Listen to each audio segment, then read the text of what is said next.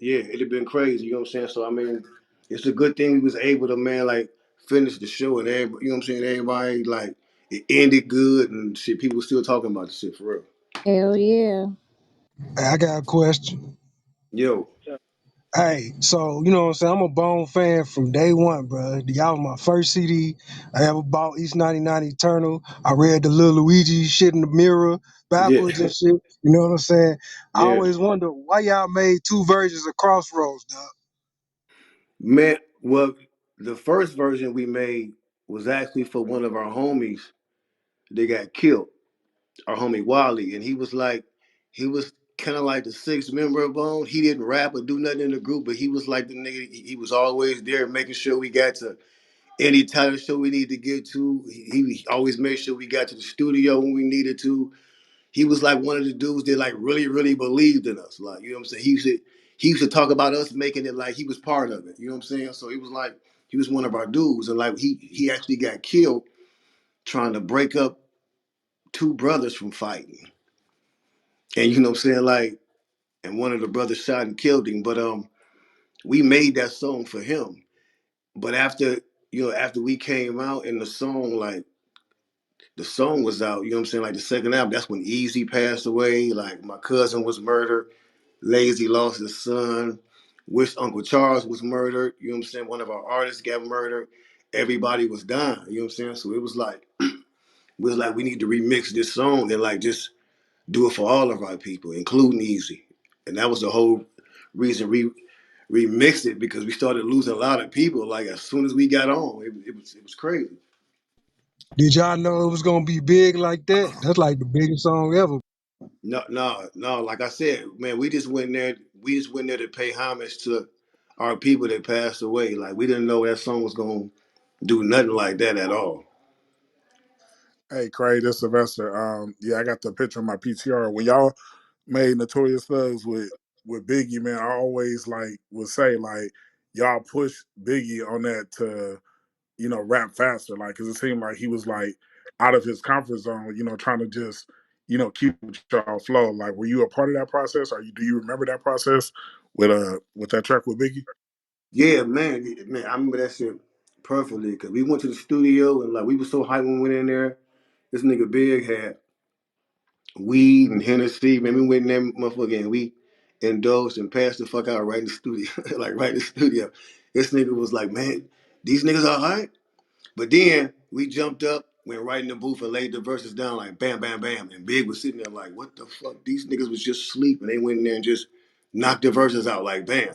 So he sat there and listened to this shit for a while. Then he told Puff, he was like, yo, I'm gonna take this shit back to New York.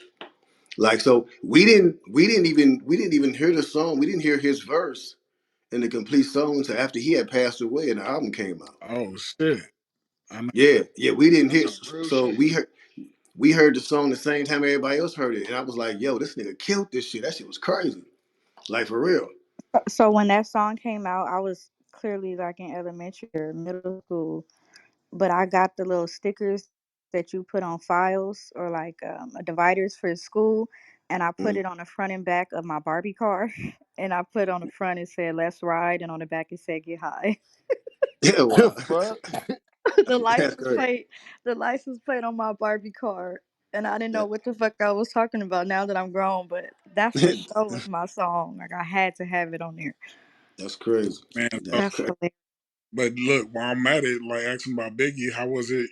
With the pop verse. Man, actually, we didn't. I wasn't in the studio when the Pac song happened. Like, I mean, we had ran into Pac like a few times just in traffic. And every time we saw him, he was like, "Man, we need to do something. We need to do something." We kept saying it. So I guess him and Busy saw each other in traffic one day, and Pac just went to the studio, and the first beat that was put up was that beat with the gunshots. That's And it's crazy because so fucking cold to this day. bro, it's crazy that beat was the beat that Unique had done for Easy E, and Easy E had a song called Artillery Shot. We actually wrote a song for Easy called Artillery Shot, and he was going to use that beat. But when he like, you know what I'm saying, like when he didn't like when he didn't use that beat, we put it on the Art of War because that beat was made for Eternal. That's wild. Yeah. Not it wasn't made for Eternal. It was made in that era, but Easy never used it, and like we just used it for the Art Hey, of how War. you doing? Right. All right. I would like the chicken kebab. But what the fuck you what the fuck you trying to do? I beg What your the fuck pardon. is Hey, this yo, Uh, nigga crazy. doing? Yo, crazy. God I got another damn. question for you, crazy. Chicken kebab. Hey, yo, Yo, crazy. I got another question for you. All right, so I got to yo, y'all remember beef back then when they used to drop the episode? So how did the whole thing with the fastest rapper, like how did that go about? Because I like that topic with the whole with the what you mean the beef with the what you mean with twisting everybody? yeah rapping fast. Like how did that come about, and how did y'all hear about each other from like different from? Man, you I mean like we man, what's crazy how I heard about the beef with 3 6 Mafia, back in the day, like back in the day we heard about that, and like that was in the days when like we had first started getting fan mail. So we was like, damn, niggas give it like niggas sending us fan mail. So we would actually open this shit and read it every time we went to the office to Ruthless Records. Like we was opening that shit, reading it. So like I opened this one letter, and this female was like, "Yo, it's this group out of Memphis. They be dissing the shit out of y'all, saying y'all stole their style and everything, and da da da." I was like, "Oh, really?" No, no, no. And she left her number. She was like, if you want to hear the song, call me and I'll play it for you." Me, I'm like, "Oh, hey, I want to hear this shit." You know what I'm saying? So I'm like, I'll call her, and I hear the song. It's like niggas like a bunch of bitches and hoes and fuck bone. I'm like, "Oh, damn, that's crazy." So then we find out like a few years later, like these niggas get a deal. So it's like we constantly hearing stuff they saying, and like it's going back and forth, and like we actually never really saw them though, like in real life. And the whole thing with Twister and them, I don't even you know what I'm saying. I don't even remember how we. I remember it being with us having a problem with Crucial Conflict first, because I remember like when I heard the song "Hey," everybody was calling us like, "Yo, these dudes on here, they stealing y'all style and da da da."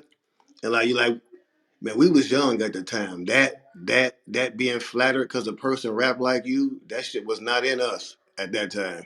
We didn't like that That shit. Like shit we was like, called no, fuck that. biting. That's biting. That's Facts, but biting. nah, I respect that back then because nowadays you got everybody that sound the same. So I appreciate the fact that every person that sat in the booth or sat to themselves, they came out with a different style, different sound. Because nobody in the '90s sound the Nobody, yeah. nobody. Like yeah, and that's true. Like nobody sounds the same. Hey, Hey, crazy. This crazy. big This snow. Jai. Hey, my bad, Big Snow. But let me hold on, get this in. My bad. I was ordering some chicken. I got some things going on. But man, this Jai and being that y'all was from Cleveland, but definitely tapped in with like the legendary West Coast label Ruthless. Was there ever a situation that y'all found yourselves involved in LA street politics? Man, I mean, man, when we first came out and got with Easy, it was like we got with it easy because we felt. I mean, we was always fans of NWA, the whole group and everything, but we wanted to get with Easy because we felt like at the time he was the underdog. He didn't have nobody on his side, so we was like, we need to go help Easy come back. You know what I'm saying? Like, we was just talking shit. Like we did not know that shit was gonna really happen. But shit, we left Cleveland like we going to sign with Easy E, and then when we got with him, it was crazy. The first thing he told us, he was like, I don't want y'all involved in none of this death row beef or none of that because what he like people don't really like the media and they pumping all this shit up like it's a death row and ruthless beef, but it's really a Dr. Dre and Easy E misunderstanding. You know what I'm saying? So he really kept us out of all that like drama and stuff like that. You know what I'm saying? I mean, we did run into like the Dog Pound and like Death Row, some Death Row members at the time, and there was words exchanged like 2 or 3 times. It definitely was, you know what I'm saying? But it never really like escalated to anything like that. And I talk to Corrupt about it all the time. He like, man, I'm glad nothing like really jumped off to where none of us really tried to hurt each other like back then for real. Because it was tension for sure, definitely. Yeah, yeah, that was some heavy times, and it had us kids like me and Deja around the same age, so it had us like choosing sides. But me being a brother that ain't the tallest in the world, I really vibe with Easy, but then I was also just feeling the Dr. Dre sound, so I Yeah, remember that. But I always appreciated y'all for coming through and just changing the game, man. So I never really got an opportunity to tell one of y'all that, but just how y'all did it in y'all own lane, put Cleveland on. And my last question would be, what's your best memory or just thought of being the ones that put Cleveland on, and what was like the worst thing that came from being the ones that put Cleveland on? man. I mean, the best thing was, like I said, we actually did what we set out to do. We actually left when we left Cleveland. We told people we was going to sign with Easy E, and when we come back, we coming back with Easy and a video crew.